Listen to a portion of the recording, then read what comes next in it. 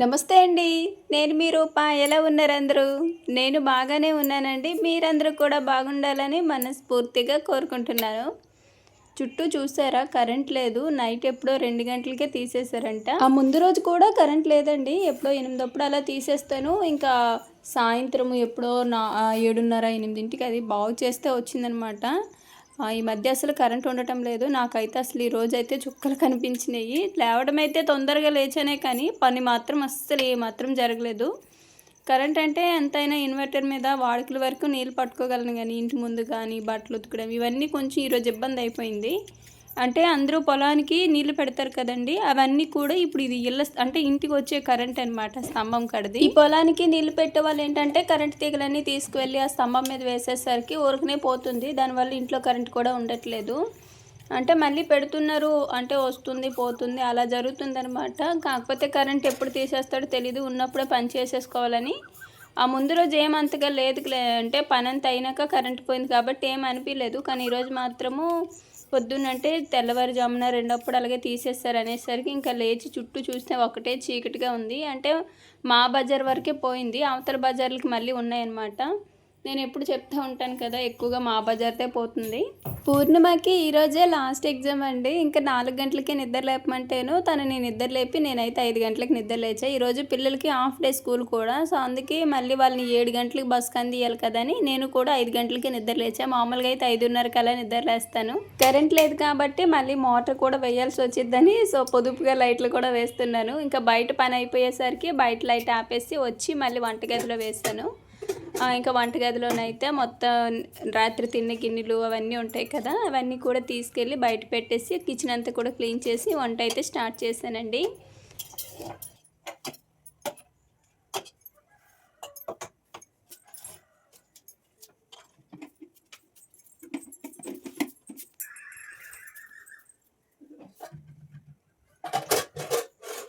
Next వచ్చి ఇవన్నీ కూడా నైట్ కడిగేసిన గిన్నెలు అంటే తినక ముందు కడిగానమాట. అందుకని ఇప్పుడు నైట్ తిన్న గిన్నెలన్నీ బయట పెట్టేశాను. ఒకవేళ తిన్న తర్వాత కడిగితే అవి కూడా నైటే కడిగేస్తాను. అలా కడిగి పెట్టేసి నీరు పోయిన తర్వాత ఇలా పొద్దున్నే లేచి సర్దుకుంటున్నా. అదేంటో కానీ ఎన్ని గిన్నెలు కడిగినా సరే ఇంకా కడగడానికి ఏదో ఒకటి ఉంటానే ఉంటుందండి. నెక్స్ట్ బియ్యం కూడా ముందుగానే కడిగేసి ఒక 10 నిమిషాలు అట్లా నానబెట్టి పక్కన పెట్టేస్తాను. అలా చేస్తే అన్నం బాగా వస్తుంది. ఇంకా మరోవైపు మా వారైతే పిల్లల్ని నిద్ర లేపుతున్నారు. ఈరోజు హాఫ్ డే స్కూల్ కదా, 7 గంటలకే బస్సు వచ్చింది అనమాట. అందుకు కానీ ఈరోజు చాలా బాగా రెడీ అయ్యలే అంటే అస్సలు ఇబ్బంది పెట్టలేదనమాట.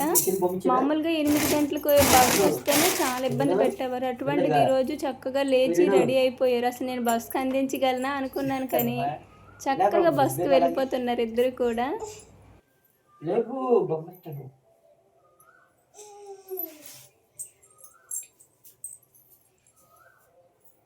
మనసు ఎక్కువ అక్క నీకు గురించి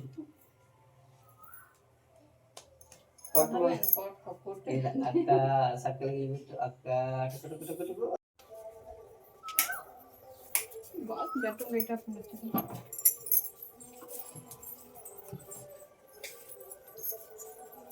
గ్లౌజ్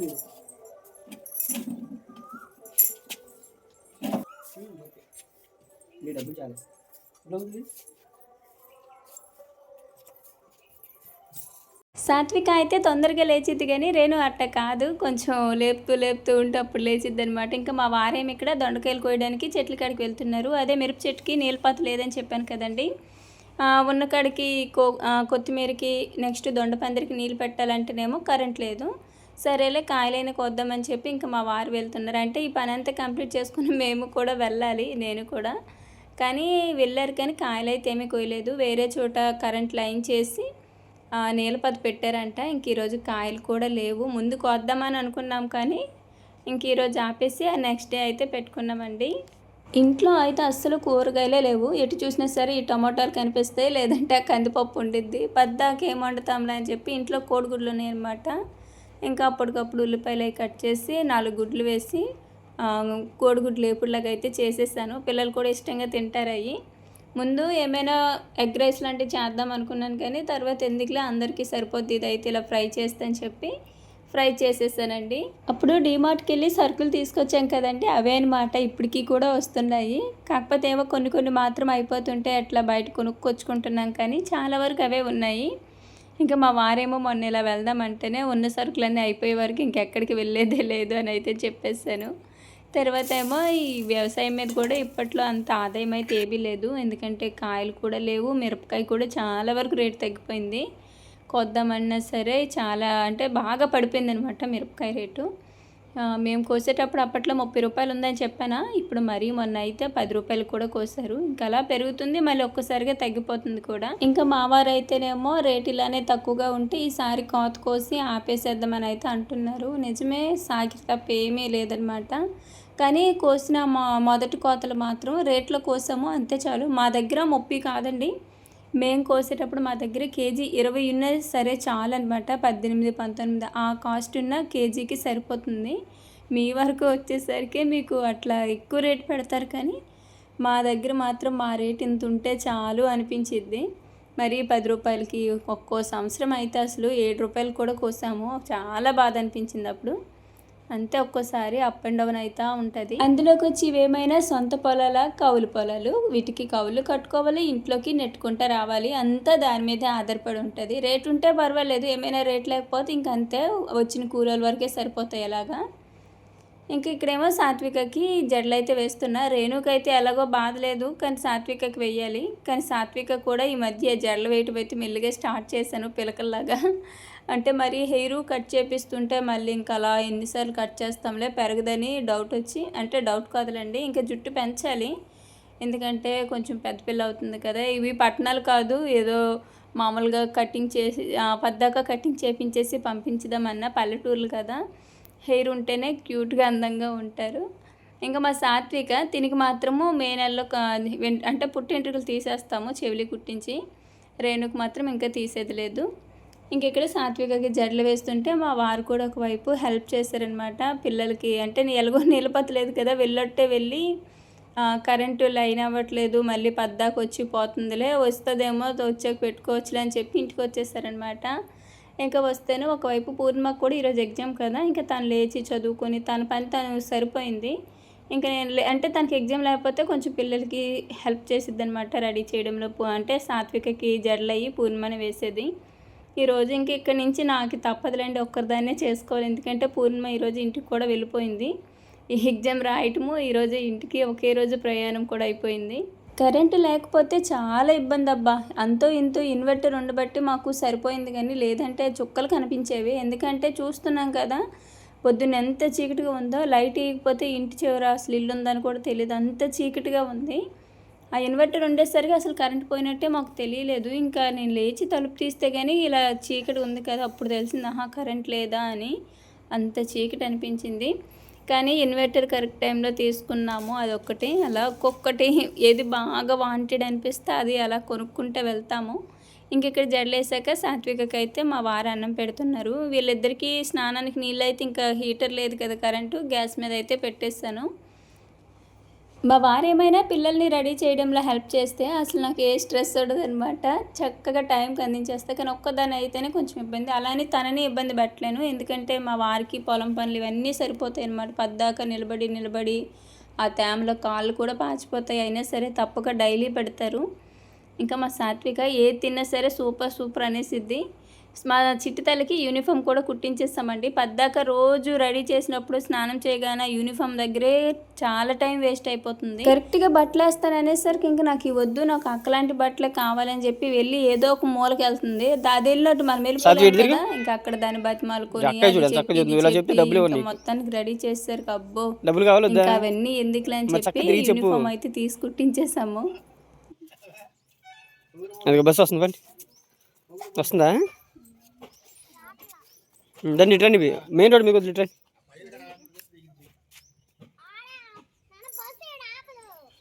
బస్సు వస్తున్నప్పుడు కనబడిద్ది, అప్పుడు వెళ్తే బుడ్ర దగ్గర ఉన్నప్పుడు కనబడిద్ది.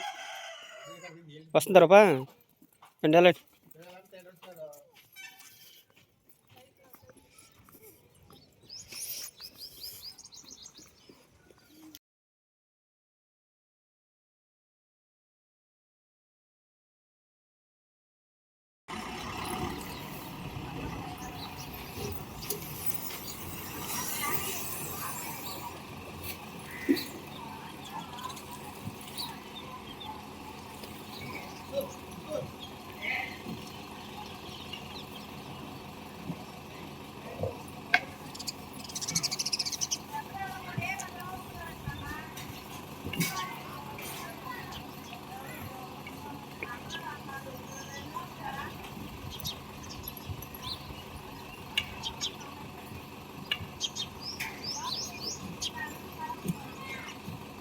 చాలామంది మీ ఊరు చూపియండి అని అయితే అంటున్నారు.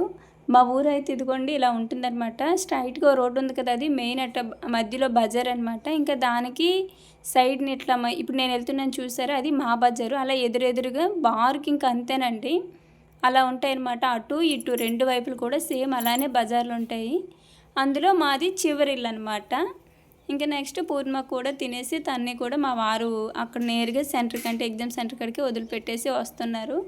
సో, తన్ని తీసుకెళ్ళిపోయాక అప్పుడే కరెంట్ వచ్చిందనమాట. ఇక కరెంట్ వచ్చాక ఒక్క క్షణం కూడా ఆలస్యం చేయకుండా వెంటనే మోటార్ వేసి ఇంటి ముందు అన్నిటికీ నీళ్ళు పట్టేస్తున్నాను. మా వారైతే చేతి పంపు ఒకటి వేసుకుందాము చివరి కదా అని అయితే అంటున్నారు. అది అసలు మేము ఎప్పుడో ఇంట్లో దిగిన స్టార్టింగ్లో మా తాతయ్య అయితే అసలు మోటార్ ఎందుకు చేతి పంపు పెట్టుకోండి అన్నారు. కానీ అప్పుడు మా వారు మోటారు చేతి పంపు 2 కనెక్ట్ చేసి తీసుకుంటే బాగుండు. ఇప్పుడు ఎందుకంటే ఇక్కడ మా పెద్దమ్మ వాళ్ళకి ఒకరికి అలాగే ఉంది. అయితే కరెంట్ ఉంటే మోటార్ వేసుకోవచ్చు, కరెంట్ లేకపోతే చేతి పంపు కొట్టుకోవచ్చు అనమాట. ఇప్పుడు మా వారు కూడా అలా ఒకవేళ అవుతుందేమో చేతి పంపు అయితే వేసుకుందామని అయితే అంటున్నారు. నిజంగా చాలా ఇబ్బంది. ఎంత ఇన్వర్టర్ ఉన్నా సరే అంటే పద్దాకి ఇలా వేయకూడదు కదా, మళ్ళీ ఇన్వర్టర్ పాడవుతుందని. ఇంకెంతలో తాతయ్య అయితే వచ్చారనమాట. వాషింగ్ మిషన్లో కూడా బట్టలు అయితే వేసేసాను. తాతయ్య ఎలా వర్క్ అవుతుంది అవన్నీ కూడా అడుగుతున్నారు. తాతయ్య వాళ్ళు అప్పటి వాళ్ళు కాబట్టి ఇవేమీ పెద్దగా తెలియవు. నిజం చెప్పాలంటే నాకే అసలు మా వాషింగ్ మిషన్ కొన్నంత వరకు అది ఎలా ఉంటుంది, ఎలా వర్క్ అవుతుందో కూడా తెలియదు. ఇంకా వాళ్ళకేం తెలుస్తుంది. ఇంకా నాన్నమ్మ కూడా మొన్న ఎలా ఆశ్చర్యంగా చూస్తుందనమాట. ఇంకెంతలో కరెంటు కూడా పోయిందండి. కరెంట్ పోయేసరికి నేను చూస్తున్నానమాట. అంటే ఇన్వర్టర్ మీద వస్తుంది వాటరు. ఇంకెందుకులే తాత కరెంట్ వచ్చాక వేసుకుంటాలే అంటే అప్పటికి ఒకసారి వచ్చింది, మళ్ళీ పోయింది, మళ్ళీ వచ్చింది, పోయింది రెండోసారి. ఇంకా తర్వాత కూడా మళ్ళీ సేమ్ ఒకసారి పోయింది. అలా జరుగుతుందనమాట కరెంటు.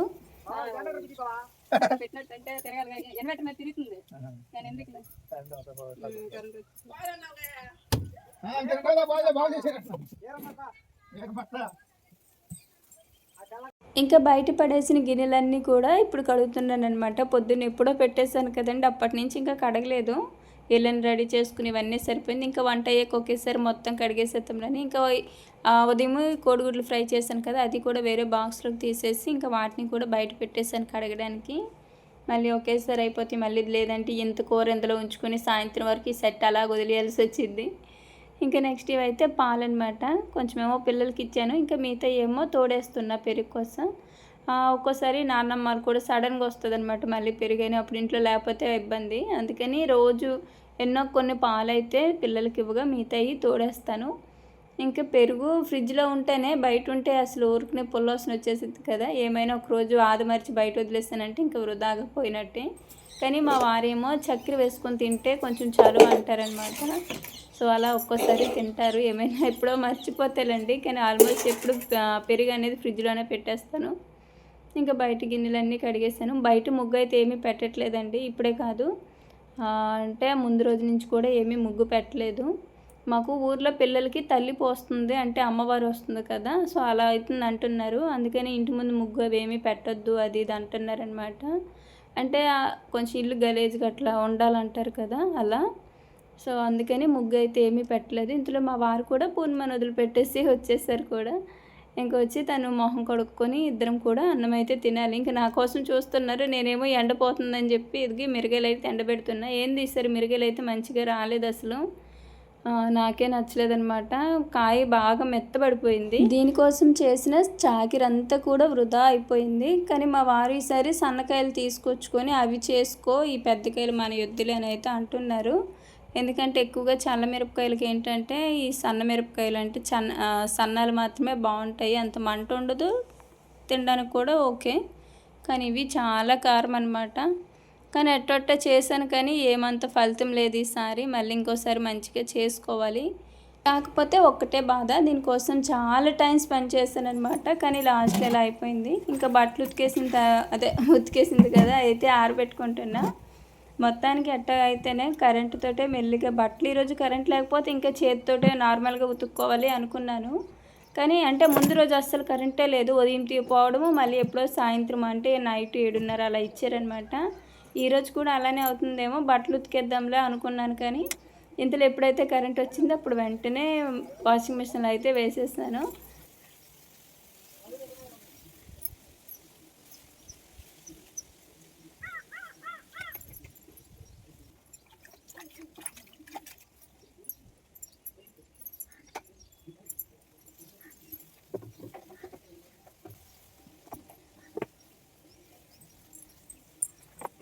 పిల్లలు ఉన్నప్పటికంటే వాళ్ళు వెళ్ళిన తర్వాతనే పని ఎక్కువగా ఉంటుంది.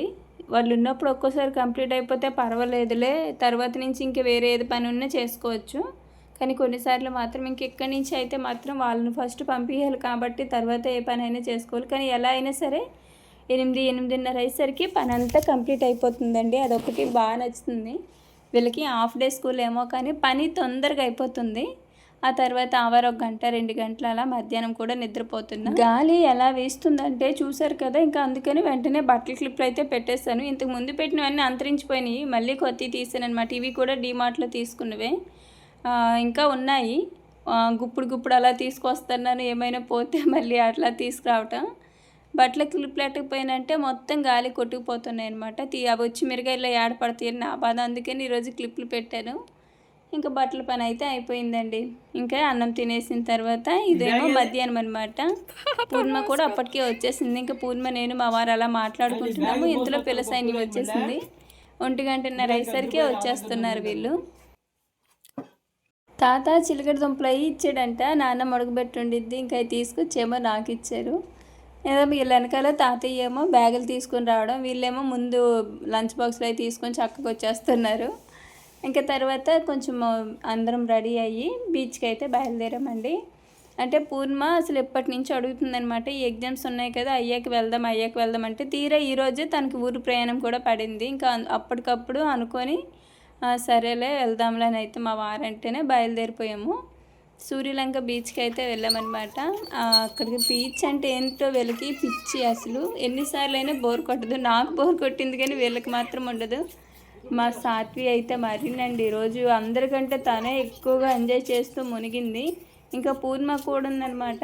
ఎందుకంటే మా సైడ్ బీచ్లు అవేమీ ఉండవు కాబట్టి కొంచెం ఆశ్చర్యంగా ఉండిద్ది. ఫస్ట్లో నాకు కూడా అంతే.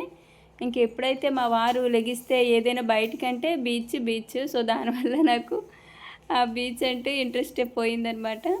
నెక్స్ట్ ఇది సూర్యలంక బీచ్కి వెళ్ళే మధ్యలో కనిపించే గుడి అసలు ఎంత బాగుంటుందో. ఇలాంటి గుడులు పెయింటింగ్ వేసే కంటే ఇలా ఉంటేనే బాగుంటాయి కదా. నెక్స్ట్ ఇక్కడ చూసారు కదా, మొత్తం కడుతున్నారు. ఒకప్పుడు అవన్నీ కూడా షాపులండి, ఇప్పుడేమో మొత్తం కూడా గదుల్లాగా అయితే కట్టేస్తున్నారు. ఒక్క షాప్ లేదనమాట ఏమైనా మంచిగా కొనుక్కుందామని. అప్పుడు అసలు సూర్యలంక బీచ్ అంటే ఎన్నుండే, అంటే కొంచెం డెవలప్ చేసుకుంటూ వస్తున్నారు.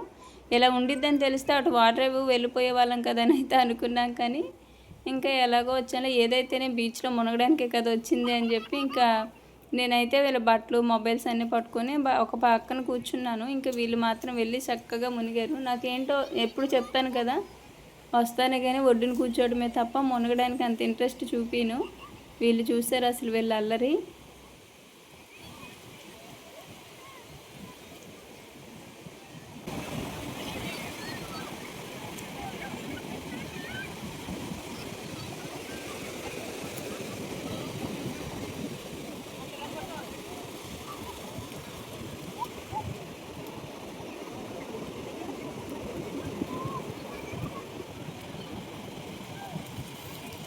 మా వారు పిల్లలతో ఇట్లా ఆడుకోవడము, టైం స్పెండ్ చేయడం చూస్తుంటే ఒక నాన్న ప్రేమ ఈ విధంగా ఉంటుందా అనిపిస్తుంది. అలానే మా వారు నాకు కూడా ఏమీ తక్కువ చేయలేండి. వాళ్ళని ఎలా చూస్తారు, నన్ను కూడా అలానే అంతే ప్రేమగా చూస్తారు. కానీ మా నాన్న అయితే మా చిన్నప్పుడే చనిపోయారనమాట. అప్పటికి సరిగ్గా ఊహ కూడా తెలియదు. అంటే అంతగా ఫేస్ కట్ కూడా ఏమీ తెలియదు ఆ వయసు అనమాట. మా నాన్న ఫేస్ ఎలా ఉంటుందో కూడా సరిగ్గా తెలియని టైంలో చనిపోయారు. సో అలా మా వారు అంటే అనిపిస్తుంటుంది, ఎప్పుడైనా తండ్రి ఉంటే పిల్లలకి కొంచెం అండ కదా, ఏ విషయంలోనైనా సరే కొంచెం ధైర్యంగా ఉంటారు. అంటే వాళ్ళు ఏది చేసినా వెనకాల ఉంటారు, మా నాన్న ఉన్నాడని ఒక ధైర్యం ఉంటుంది. సో అది మా పిల్లలకి మేము ఎప్పటికి ఇవ్వాలి. ఎందుకంటే నేనైతే ఇలా ఉంటాను కానీ చాలా పిరికిదాన్ని అనమాట. చాలా అంటే చాలా పిరికిదాన్ని. నన్ను స్ట్రాంగ్గా చేయడానికే ఇప్పుడు ఇలా ఒక్కొక్కటి నాతో మా వారు ఇలా స్టార్ట్ చేస్తున్నారు. ఇది నేను ఏది చేసినా సరే దాని వెనకాల మా వారి సపోర్టు, తన ఆలోచనలు ఎక్కువగా ఉంటాయి. మా వారు అంటూ ఉంటారనమాట, ఎప్పుడు ఒకరి మీద డిపెండ్ అవ్వకూడదు, మనకంటూ ఓన్గా ఏదైనా చేయగలము అన్నట్టు ఉండాలి అని. సో నన్ను అలా తయారు చేయాలని తను అనుకుంటారు. కానీ నాకు మాత్రం తనున్నారు కదా, నాకేట అంత కష్టం అన్నట్టు నేను లైట్ తీసుకుంటానమాట. ఇంక ఇక్కడ మేమందరం ఉంటే పూర్ణ మాత్రము వెళ్ళి అసలు మునగతానే ఉంది. వచ్చి నుంచి ఒక్క క్షణము ఒడ్డుకి రాలేదనమాట. అక్కడక్కడే మునుగుతూనే ఉంది. కర్రలు వేసేసారు, కర్రలు దాటి వెళ్తే అసలు ఒప్పుకోవట్లేదు. సరే ముందరే మునుగుతాం.